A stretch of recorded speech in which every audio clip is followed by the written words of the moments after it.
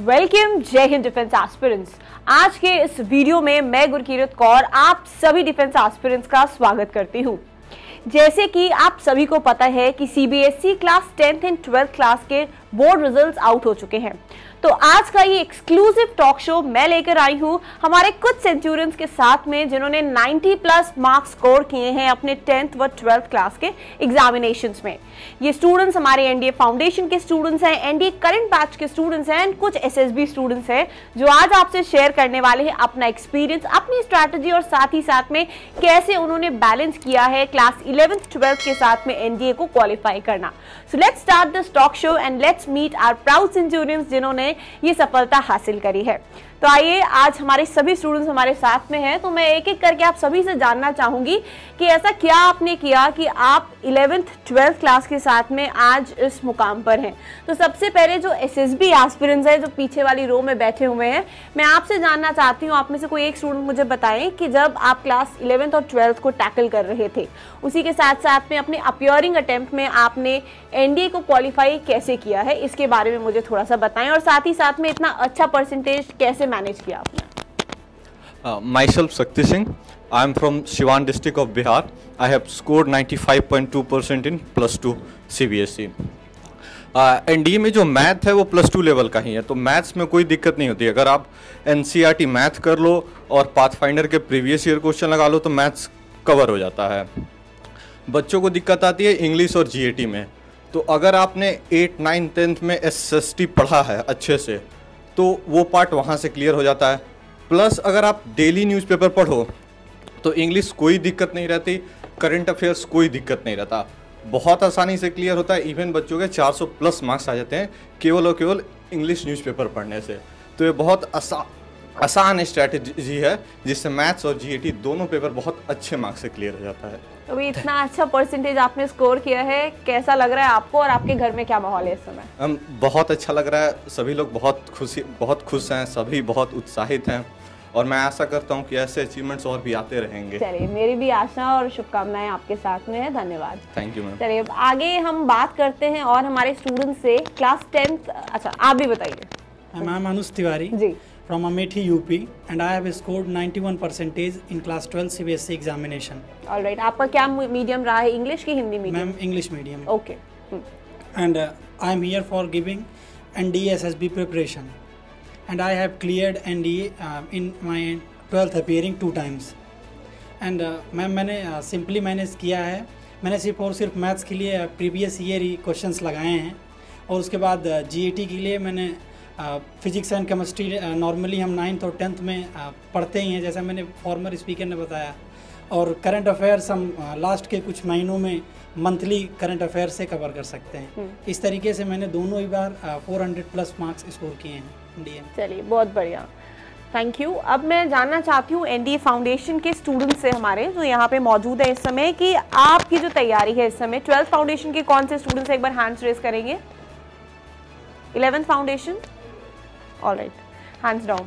सो अब मैं जानना चाहती हूँ 11th फाउंडेशन के स्टूडेंट से कि आपकी जो तैयारी है, क्योंकि 10th में आपने एक अच्छा स्कोर कर लिया है, अब आपका कॉन्फिडेंस एक चरम सीमा पे होगा क्योंकि 10th में अच्छे मार्क्स आने के बाद में फाइनली उम्मीदें और बढ़ जाती हैं। तो आप कैसे बैलेंस कर रहे हैं 11th क्लास में अपनी पढ़ाई को, इसके बारे में थोड़ा सा बताइए।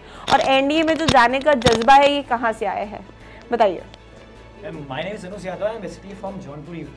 I have scored 91.2% in my board exam in class 10. जी। हम जैसे कि सब सोचते हैं कि बताते भी हैं हमारे सीनियर्स की 10th बोर्ड एग्जाम होता है, काफ़ी हार्ड होता है ये, बट मैम ऐसा कुछ नहीं है। अगर हम एनसीईआरटी सॉल्व करें प्लस हमारा कुछ एक्स्ट्रा बुक्स कर लेनी चाहिए मैम, जैसे कि हमें मैम एक्सपेक्टेशंस होती हैं कि पेपर हमारा बढ़िया ही जाए, 95+ जाए, इतना तो नहीं आया मेरा, बट मैं इसमें खुश हूँ। मेरे फादर भी ये जानकर उनको बहुत खुशी है कि मैंने 91.2% अचीव किया 10th में। तो मैम ज़्यादा कुछ ये हार्ड नहीं होता। तो हम अभी 11th में आए हैं, जैसे कि हम सिंसियर डिफेंस अकेडमी से अपना तैयारी कर रहे हैं यहाँ पर, तो यहाँ के टीचर सपोर्टिव हैं और हमारे डाउट्स भी सॉल्व करते हैं। तो बेसिकली यहाँ पे जो पढ़ाया जाता है उसे रिवाइज़ कर लें और ज़्यादा कुछ नहीं है और थोड़ा सा पार्ट फाइंडर सॉल्व कर लें तो हमारा एनडीए क्रैक भी हो जाएगा।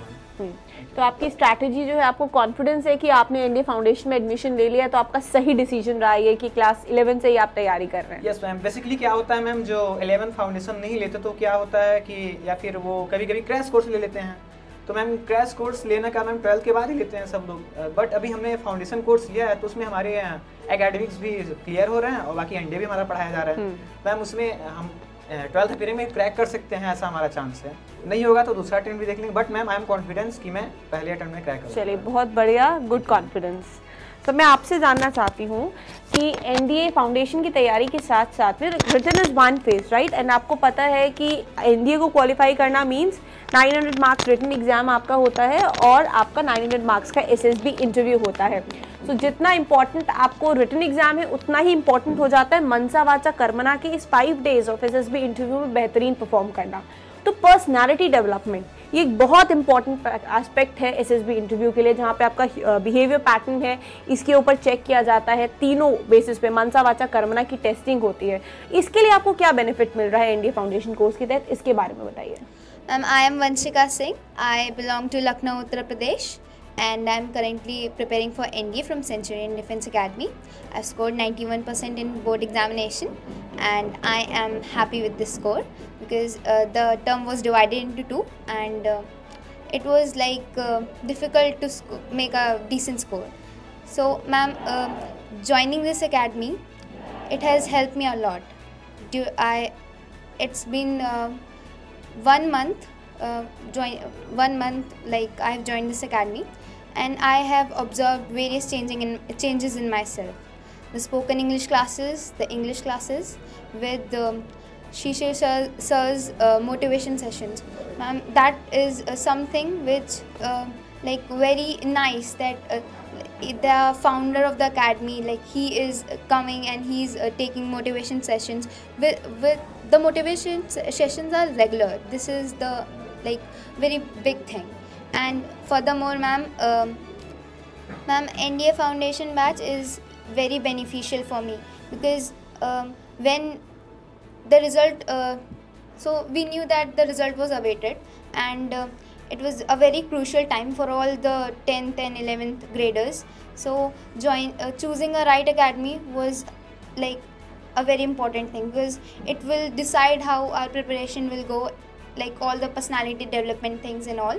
So ma'am, when I first stepped into this academy, my first day was very nice. Like I was nominated in the spoken English class, and not only me, every aspirant sitting over here, like the teacher invites the student, and it is not like only the first benchers are coming into the vision of the teacher, but the back benches, the middle benches, everyone, like the teacher is focusing on each and every aspirant, and that is the best thing about this academy.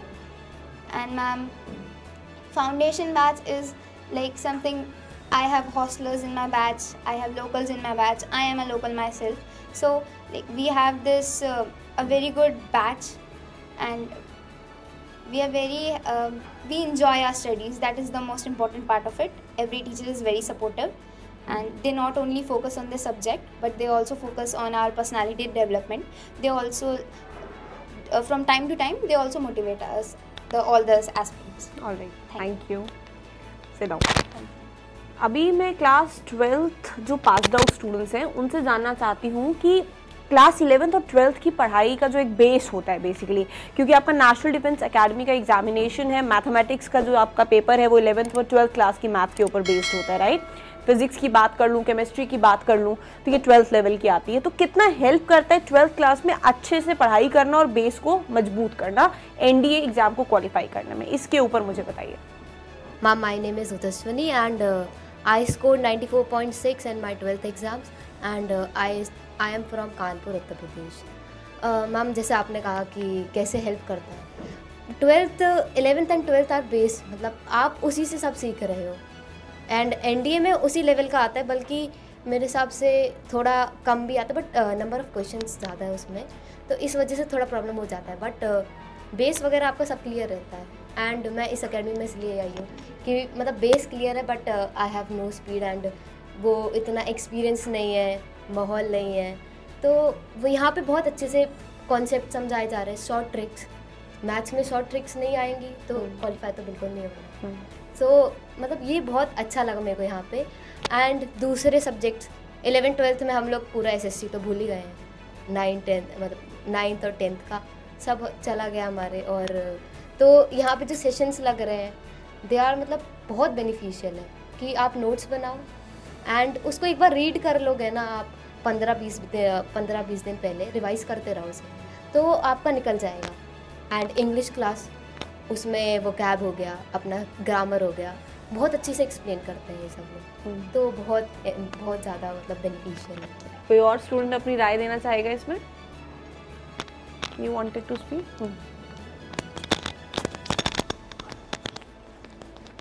Ma'am, my name is Harsh Awasthi. I am from Unnao. I scored 93.6% in my 12th board exam.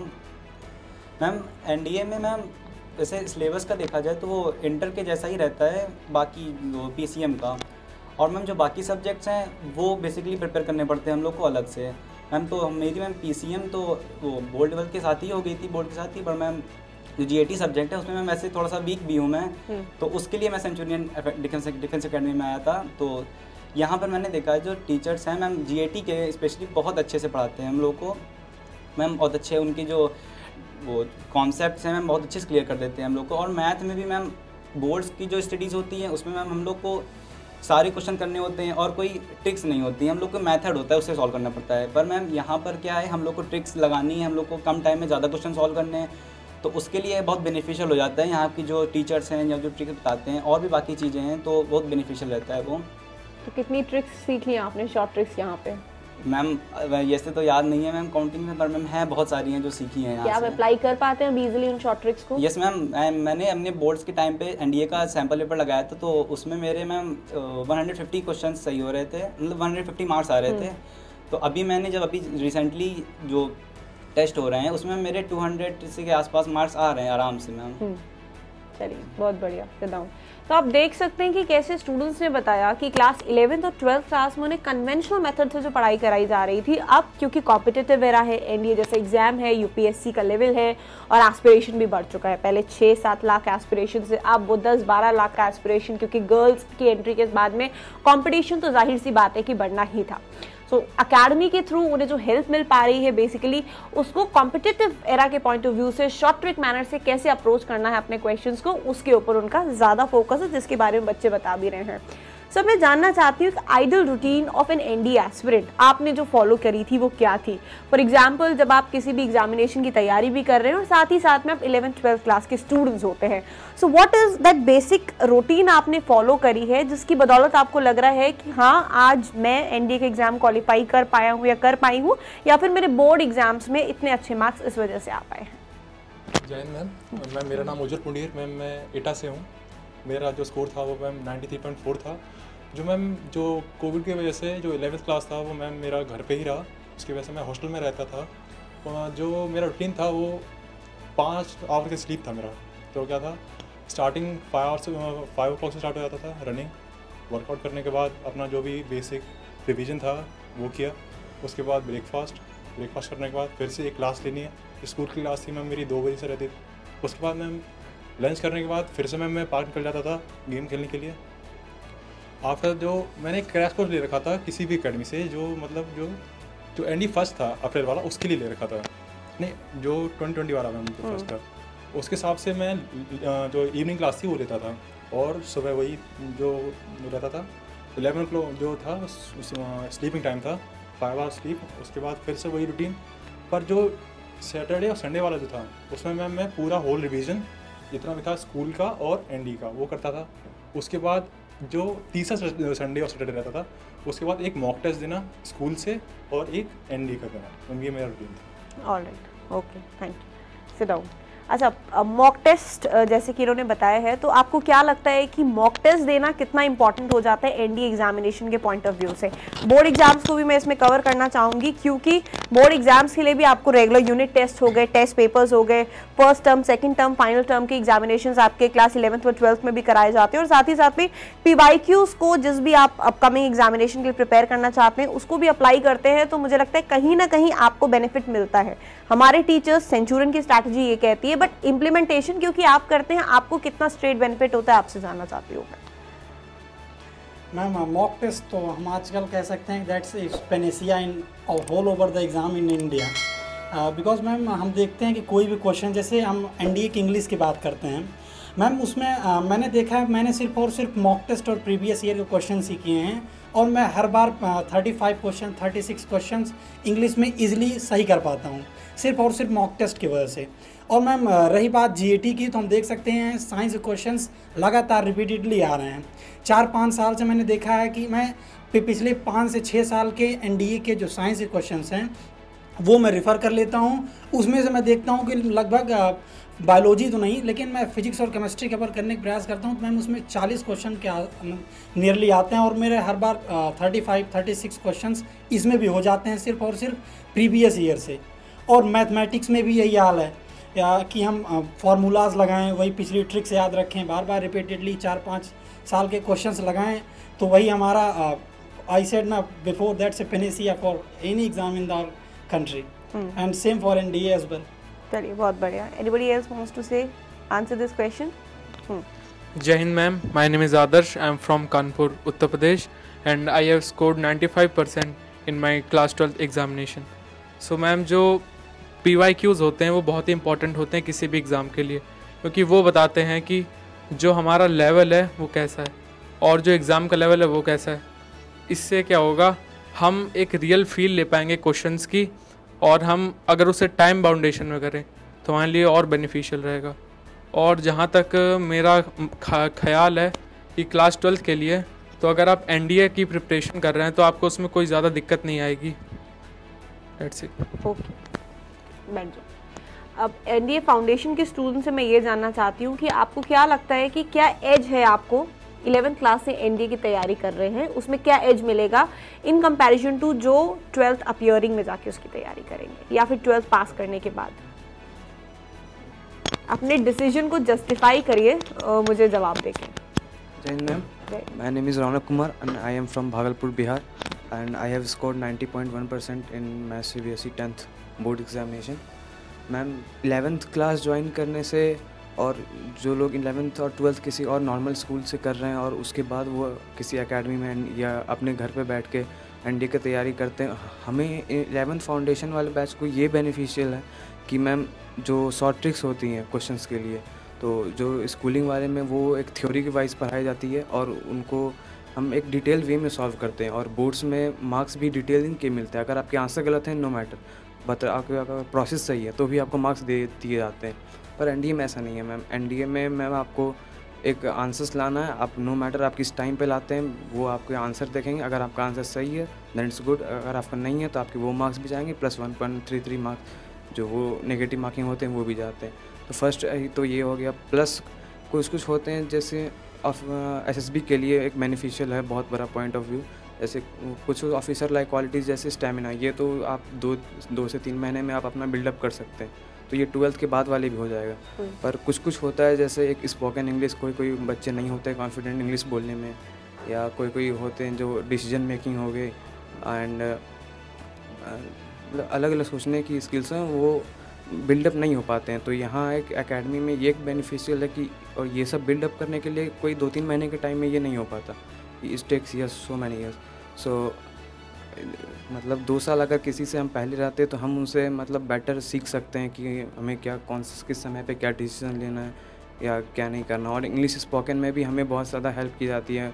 हमें अभी से अगर vocabulary की classes लगती हैं Dubey sir की, तो उनसे हमें बहुत से सीखने को मिला है। वो भी एसएसबी के एक मेंटर्स हैं और वो भी एसएसबी के बारे में भी बोलते रहते हैं इंटरव्यू में कि आपको किस चीज़ पे ज़्यादा ध्यान देना, किस चीज़ पे कम ध्यान देना। तो I think ma'am foundation join करने का एक बहुत बड़ा फ़ायदा आपको एनडीए में तो मिलता ही है, पर एसएसबी में ही साथ मिलता है। Alright, please sit down. Anybody else? Jai Hind ma'am, ma'am I'm Khushi Singh and I'm from NDA Foundation batch from UP Uttar Pradesh only, and I have scored 90% in my board exam. And talking about the benefits of joining NDA Foundation batch, तो ma'am बहुत सारे benefits हैं as my friend already told many.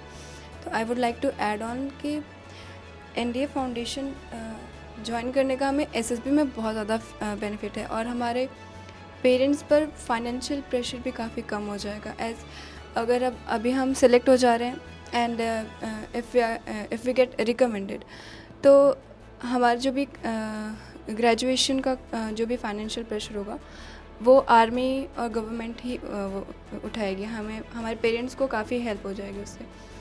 And हमारा personality तो develop हो ही रहा है, that is वो काफ़ी अच्छा बेनिफिट है हमारा। और सेंचुरी में ज्वाइन करने से काफ़ी अच्छा बेनिफिट हो रहा है। जैसे हमारी डेली स्पोकन की क्लासेस होती हैं, उसमें हमारे सारे के सारे टीचर्स हमें पर्सनालिटी डेवलपमेंट हमारी पर्सनालिटी डेवलप करने में हेल्प करते हैं। एंड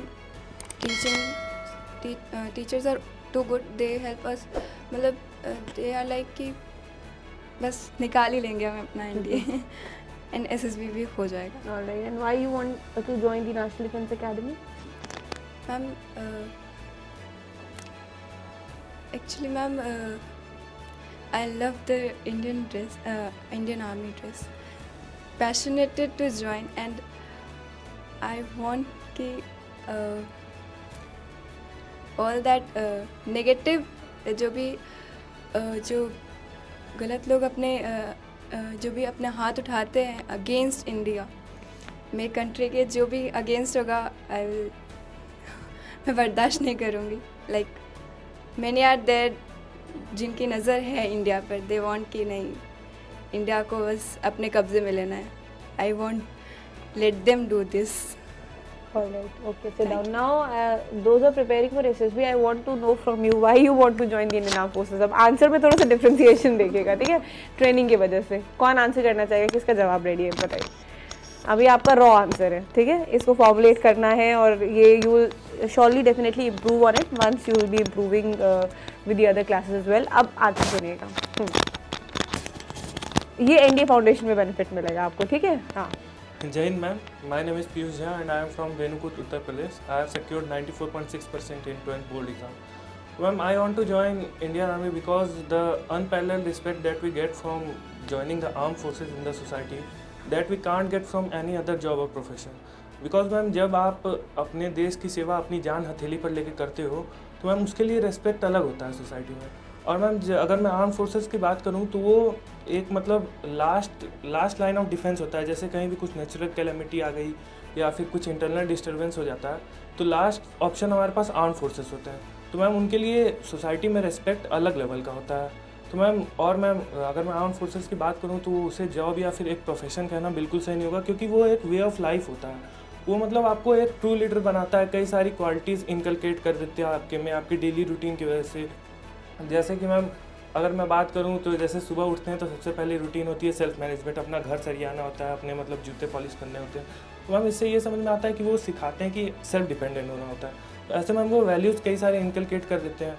और जैसे मैम मैं बात करूँ कि अगर हम कोई और जॉब या प्रोफेशन में चल जाते हैं तो हम कुछ होता है जैसे अपनी हॉबीज़ होती है कुछ मतलब साइड हट के जॉब से, वो हम कंटिन्यू नहीं कर पाते हैं। लेकिन मैम हमें आर्मी में ऐसा मौका दिया जाता है कि हम जैसे अगर हमारे कोई हॉबी है, जैसे कि मेरी हॉबी स्केचिंग है, तो वो हमें अलाउ करते हैं कि हम उसे फर्दर कंटिन्यू कर सकें। जैसे रीडिंग बुक्स होती हैं कुछ लोगों की, तो मैम वो उसे अलाउ करते हैं। और मैम फर्दर आप एजुकेशन में भी आगे बढ़ सकते हो अगर आप आर्मी ज्वाइन कर लिए उसके बाद भी।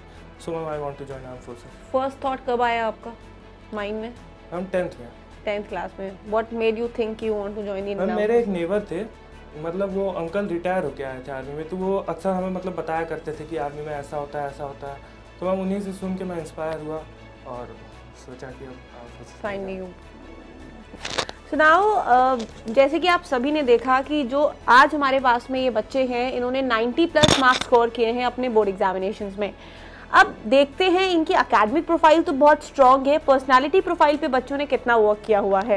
सो मैं जानना चाहती हूँ आपकी हॉबीज़ के बारे में और आपके इंटरेस्ट के बारे में कि आपने मार्क्स तो अच्छे स्कोर किए हैं, क्या आप एक्स्ट्रा करिकुलर एक्टिविटीज़ में अच्छा परफॉर्म कर रहे थे, आपकी कुछ हॉबीज़ थी कि नहीं थी। उससे हमें ये पता चलेगा कि क्या अच्छी एक्स्ट्रा करिकुलर एक्टिविटीज़ में पार्टिसिपेशन से या फिर हॉबीज़ से हमारे स्कोर इफेक्ट तो नहीं होते हैं। बट साथ ही साथ में मैं एक ओवरऑल कंक्लूजन भी दूंगी इस टॉक शो का।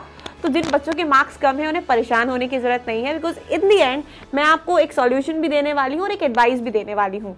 So stay tuned. हाँ जी मैम, जो मेरा जो इंटरेस्ट है मैम वॉलीबॉल में, मैं स्पोर्ट्स पर्सन हूँ मैम और स्टेट और नेशनल खेल के आया हूँ। तो मैम मैं 9th क्लास से ही किसी न किसी स्पोर्ट्स एक्टिविटी में था। जैसे कि मैं 9th क्लास से रनिंग वगैरह मेरा एथलीट रहा था। उसके बाद मैंने वॉलीबॉल चूज़ करी क्योंकि मेरी हाइट ठीक थी। उसके बाद कई मैंने टूर्नामेंट वगैरह खेले हैं। तो एज ए मैं पढ़ाई के साथ भी कुछ ना कुछ ऐसे लेके चला हूँ जो मुझे कहीं ना कहीं बेनिफिट करेगा, कहीं ना कहीं मुझे कहीं ना कहीं हेल्प करेगा। उसके बाद कई ऐसी होती हैं मेरा एक हॉबी है कि मैं म्यूज़िक जो भी पुराने होते हैं 90s और 80s के वो सुनता हूँ। वो क्या मैम क्या है जो मैं माइंड शार्प के लिए यूज़ करते होते हैं वो करता हूँ मैम। तो आफ्टर दैट कोई भी मैंने 2-3 घंटे के लगातार पढ़ाई करने के बाद जो भी मेरे जो प्लेलिस्ट है उसमें मैंने 1-2 मैम म्यूज़िक सुन लिया। उसके बाद क्या होगा, जो मेरा माइंड फ्रेश होगा अगले सब्जेक्ट के लिए वो मैम क्लियर हो जाएगा। और जैसे कि आप अगर कोई भी गेम खेलते हो तो आप में जितनी भी डेवलपमेंट हो सकता है आपका बॉडी का वो होना स्टार्ट हो जाएगा। आप स्पोर्ट्स पर्सन जैसे मतलब बिहेव करोगे, आप किसी को भी बुरा नहीं कर सकते उस टाइम पे। जैसे कि आपने कहा कि अरे ये प्लेयर अच्छा नहीं है, आपको पता है कि वो मेहनत कर रहा है उस चीज़ में, तो वो अच्छा हो सकता है, वो किसी भी चीज़ को कर सकता है क्योंकि वो मेहनत कर रहा है। तो स्पोर्ट्स से कई चीज़ें आप सीख सकते हो और कई भी ऐसी एक्टिविटीज़ होती हैं जो आपको बॉडी डेवलपमेंट या माइंड डेवलपमेंट में हेल्प करती हैं। तो मीन्स आपने एकेडमिक प्रोफाइल पे भी उतना ही फोकस किया है, उतना ही अपनी पर्सनालिटी प्रोफाइल पे किया है। Any other student?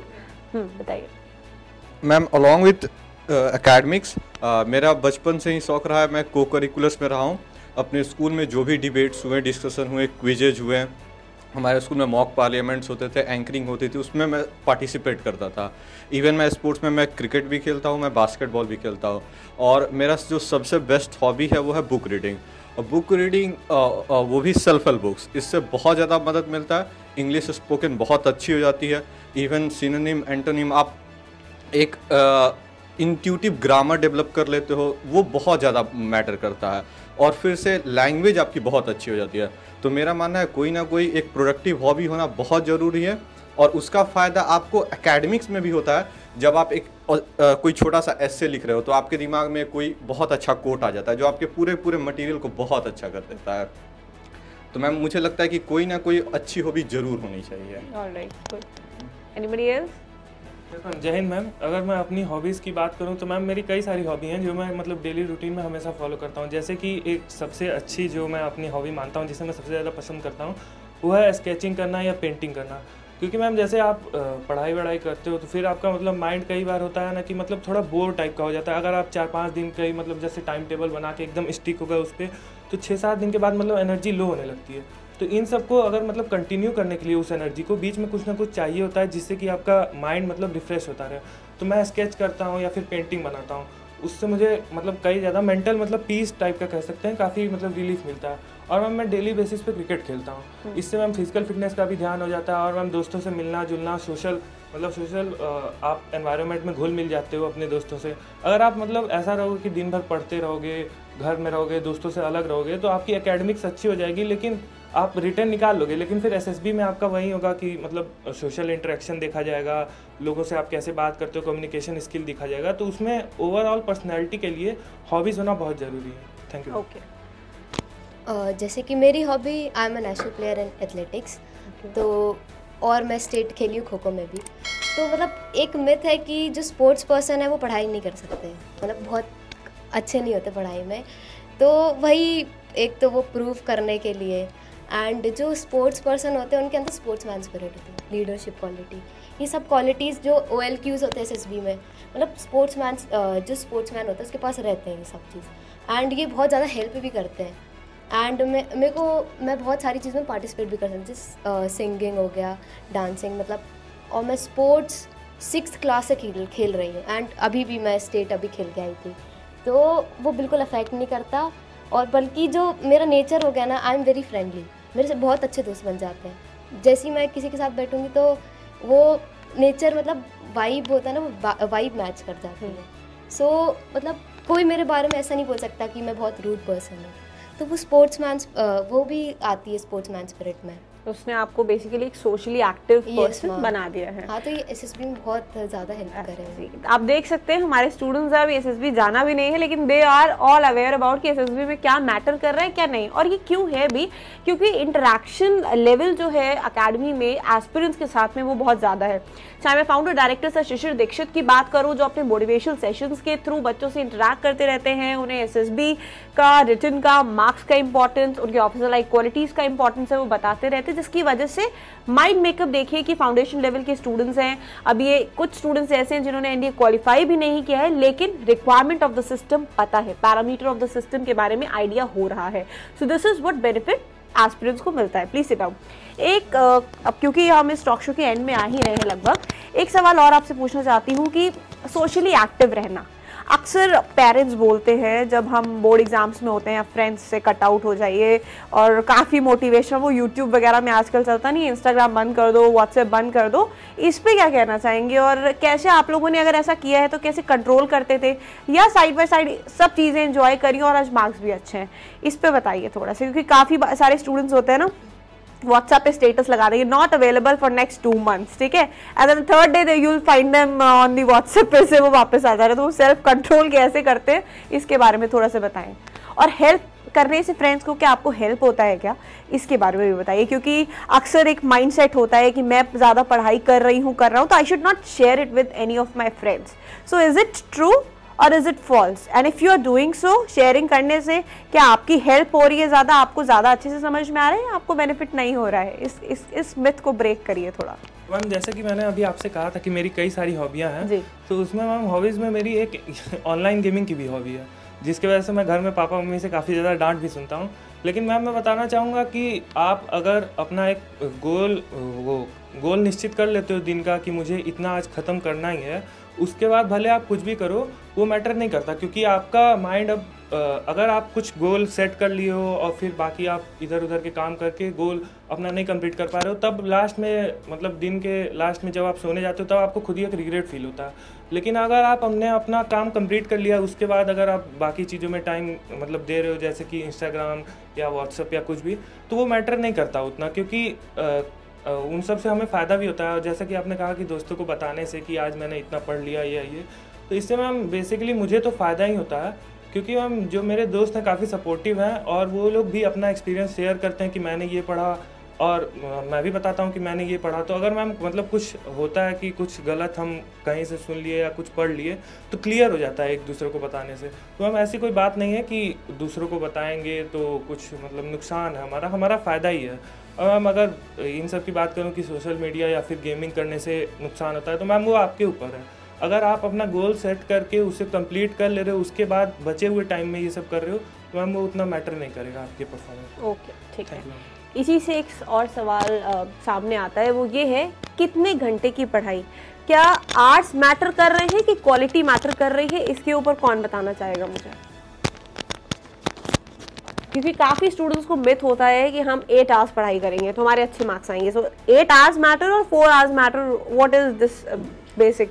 Ma'am I think जैसा कि मैंने फॉर्मर स्पीकर ने बताया, मैम स्ट्रेटजी जो है हमारी एक दिन की, जितना हमने टारगेट सेट कर लिया है, जैसे हम पर डे का टारगेट बनाते हैं, वीक का टारगेट बनाते हैं, मंथली टारगेट बनाते हैं, तो आज का हमारा टारगेट क्या है? Just focus on it, not on hours. Quality जब हम आई थिंक मैम कि अगर हमारा गोल आज का सेट है कि आज हमको ये अचीव करना है, तो उसमें फिर हम आवर्स नहीं देखते। और आवर्स मिनिमम जो मैंने काउंट किए हैं लगभग वही 6 to 8 आवर्स, 6 आवर्स ये हो जाते हैं। अगर आपका अच्छा गोल, अगर आप NDA प्लस 12 दोनों ही साथ में लेके चल रहे हैं, तो इतना तो मेहनत करना पड़ेगा। लेकिन हाँ ये है कि क्वालिटी स्टडी जो भी आपका आज का डिसाइडेड है, हाँ ये है, डिटर्मिनेशन होना चाहिए कि हाँ आज ये कंप्लीट करना है। That's all. ऑलराइट, ठीक है। एक मन नहीं करता है पढ़ाई करने में, आज मन नहीं कर रहा है, आज मौसम खराब है, आज ठंड ज़्यादा है, ठीक है, आज ऐसा है, आज लाइट नहीं आ रही है, ऐसे जो एक्सक्यूजेस देते हैं उनके लिए आपके पास क्या जवाब है? मैम ये चीज़ें तभी अफेक्ट करेंगी जब आप उन चीज़ों को पढ़ रहे हो जिन चीज़ों को आप पढ़ना नहीं चाहते हैं। आपका मन है कॉमर्स लेने का, लेकिन फैमिली प्रेशर के चलते आपने साइंस ले रखा है, फिर ये चीज़ें ज़्यादा हावी हो जाती हैं। लेकिन जब आप चाहते हो मैथ्स पढ़ना और मन भी कर रहा है, तो आप पढ़ोगे ही पढ़ोगे। जब एक बच्चा गेम खेल रहा होता है तो उसको कोई मैटर नहीं करता है बाहर बारिश आई है, तूफान आई है, भूकंप आया है, वो गेम खेल रहा है पूरे मज़े में। तो सबसे ज़्यादा ज़रूरी ये है कि आप उन चीज़ों को चूज करो जो आप रियलिटी में करना चाहते हो। और अगर बाय द वे ऐसी चीज़ों को चूज कर ली हो जो आप नहीं करना चाहते थे, तो फिर भी अब उसमें लग जाओ। अब आपको पीछे मुड़ के जाने के लिए कोई रास्ता नहीं है। तो यहाँ पर समझदारी की सबसे ज़्यादा ज़रूरत है कि समझना कि ये मेरी प्रायोरिटी है। मुझे हमेशा जब भी ऐसी कुछ चीज़ें आती हैं तो मेरे दिमाग में एक सेंटेंस आता है और वो मुझे मोटिवेट कर देता है कि the most important things should not be neglected for the least important thing. तो जो चीज़ें लीस्ट इम्पॉर्टेंट थिंग है, PUBG आज भी है, कल भी रहेगा, आने वाले 10 साल भी रहेगा, लेकिन आज मैंने ये चैप्टर कंप्लीट नहीं किया तो कल मेरे 2 चैप्टर हो जाएंगे, एक हफ्ते बाद मेरे 4 चैप्टर हो जाएंगे और फिर मेरा पढ़ने का मन नहीं करेगा। तो हमें हमेशा ये याद दिलाना होता है कि अगर आज बस मैंने 1 घंटे नहीं पढ़ा ना तो ये धीरे धीरे करते 10 घंटे हो जाएगा और वो फिर मुझे बहुत ज़्यादा दुख देगा। तो अगर ये थॉट आपके माइंड में आता है तो कुछ भी आ रहा हो आप पढ़ोगे, क्योंकि आपको अब डर है कि अगर मैं नहीं पढ़ा तो आने वाले दिनों में मेरे ये 10 घंटे हो जाएंगे। Thank you ma'am. Very well said and very well explain. तो आप देख सकते हैं जो आज मैं टॉक शो कर रही थी और मेरे सामने जो स्टूडेंट्स बैठे हुए हैं इनकी उम्र 15, 16, 17, 18 साल इतनी ही है, लेकिन कितने मैच्योरिटी से आंसर्स दे रहे हैं और दे पा रहे हैं। इसकी वजह ये है क्योंकि इन्होंने उसको अपनी रियल लाइफ में इम्प्लीमेंट किया है, जिसकी वजह से आज इनके इतने अच्छे मार्क्स हैं और जिसकी वजह से आज ये इस टॉक शो का हिस्सा बने हैं। स्टूडेंट्स बहुत सारे थे लेकिन जो इस समय मुझे अवेलेबल थे उनके साथ मैंने आज ये चर्चा करी है। इसी के साथ में बस अब इस टॉक शो को वाइंड अप करते हुए ये पूछना चाहती हूँ, क्योंकि आज आप टीम सेंचुरियन के परिवार का हिस्सा हैं, तो क्या आप सेटिस्फाइड हैं सेंचुरियन डिफेंस एकेडमी आके?